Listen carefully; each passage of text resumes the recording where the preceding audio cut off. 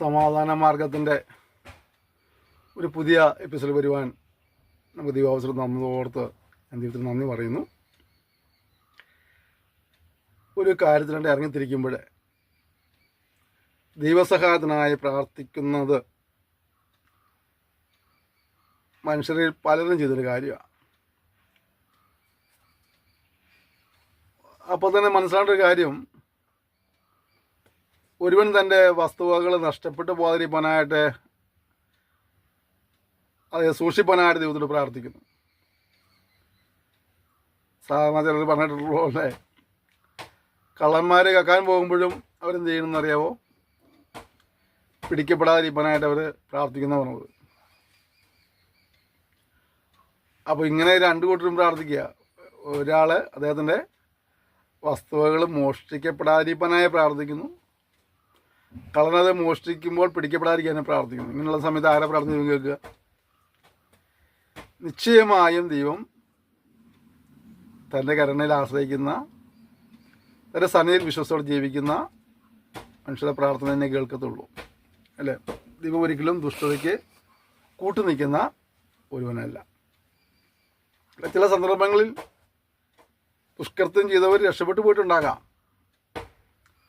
പക്ഷേ അന്തിമമായ വിജയം ദൈവത്തെ അനുസരിക്കുന്ന, ദൈവത്തെ ഭയപ്പെടുന്ന വ്യക്തികൾക്ക് മാത്രമാണ്. കാരണം ദൈവം ന്യായത്തിൻ്റെ പാതകളെ കാക്കുന്നവനും തൻ്റെ വിശുദ്ധന്മാരെ വഴിയെ സൂക്ഷിക്കുന്നവനുമാണ്.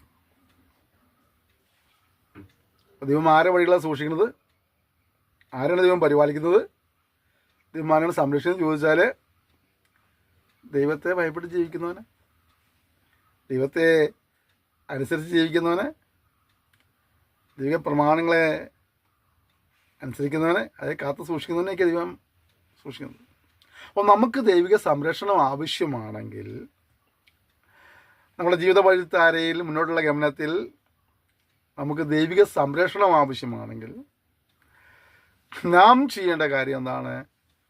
നമ്മുടെ ആയുസ് ദൈവത്തെ ഭയപ്പെട്ടും ദൈവത്തെ അനുസരിച്ചും ജീവിക്കുക എന്നുള്ളതാണ്. ഏതെങ്കിലും കുഴി ചെന്ന് ചാടുമ്പോൾ മാത്രം ദൈവത്തെ വിളിക്കുന്ന ഒരു അനുഭവം ആയിത്തീരരുത്.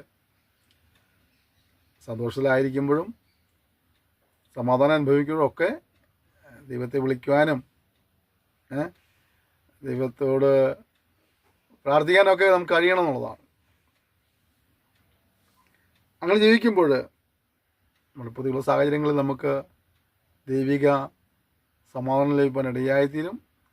ദൈവിക സമാധാനവും സന്തോഷവും ദൈവിക സംരക്ഷണവും അനുഭവിച്ച് മുന്നോട്ട് പോകാനായി കർത്താവ് നിങ്ങളെ സഹായിക്കട്ടെ.